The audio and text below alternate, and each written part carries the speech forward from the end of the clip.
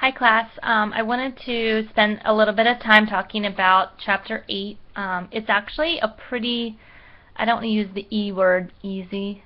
It's kind of an easier chapter when you compare it to what's coming up in Chapter 9 and 10 with the muscles and then in the nervous system. But it's pretty straightforward. It's a lot of just memorization of the parts of the joints and how the joints move. So the first major obstacle that you have in this chapter is understanding all of the joint classifications, which is kind of like table 8.1, page 240 to, I don't know, 244-ish in your textbook, going through it and really understanding the different structural types of joints and the different functional types of joints, because joints are classified both structurally and functionally, and they may be classified differently based on how they move and how much they move. So just kind of keep that in mind as you are looking at this. So a good idea is doing graphic organizers for this material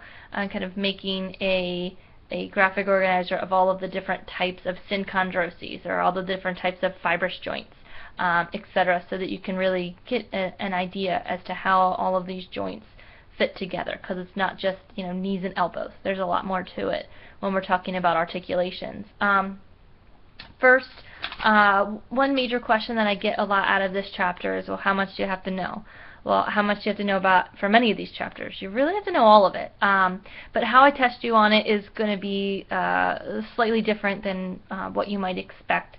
I'm not going to say, for instance, if you look at, I'm kind of skipping ahead in what I wanted to talk to you about, but if you take a look at the shoulder joint on page 252, for example, I'm not going to say which of the following ligaments connects this to that, and then give you a couple multiple choice questions. What I might say is, which of the following ligaments is not associated with the shoulder, or which of the following ligaments is associated with the shoulder. So in other words, I'm not so concerned with the points of attachment of these ligaments as I am that you understand that something called the coracohumeral ligament or the coracoacromial ligament is associated with the shoulder and not the knee, right?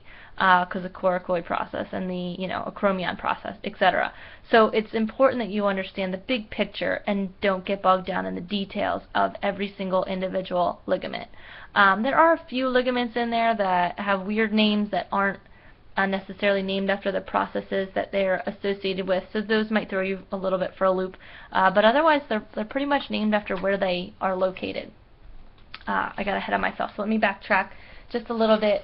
I wanted to go over the different types of synovial joints and how the synovial joints are classified. I think that the way that the bones actually articulate will help you understand how they move and the range of motion and the directions of movement, so on and so forth. So going through the chart on page 245 is important, maybe making a flashcard or even trying to recreate this page on your own sheet of paper with, say, a drawing in one column and then the next column the examples of the joints. And you can kind of fold your sheet of paper in half and flip back and forth. That's a good way of accomplishing that chart. Then you get into all of the different types of movements, the extension, the flexion, the circumduction and rotations, lateral, medial rotation, internal, external rotation, protraction, retraction, etc., etc. All of those are important to understand, which types of joints go in which direction and which direction is going to cause a particular type of action. So in other words, if I'm going to take a sip of my pretend coffee cup here, right, I'm flexing, right, I'm flexing, so, and extending. So you have to understand how each of the joints are moving with certain normal, kind of regular motions. So understanding that is kind of a big picture item as well. The chapter then goes on to go through different specific joints like the shoulder, the elbow, TMJ, your temporomandibular joint, sorry, it's been a long day, your knee, your hip, your ankle, goes through all of those joints, and then as with everything, it ends with a little bit on aging and the effects of aging. Now there are different types of arthritis. Please don't mix up osteoarthritis with osteoporosis. A lot of students do that. Probably about 50% of my students mix those two things up. So make sure you understand the difference between osteoarthritis and osteoporosis. Otherwise, this chapter is pretty straightforward. It will be a different story once we get into the next chapter, though. So hang in there. Keep me posted if you have any questions. I'll see you later. Bye.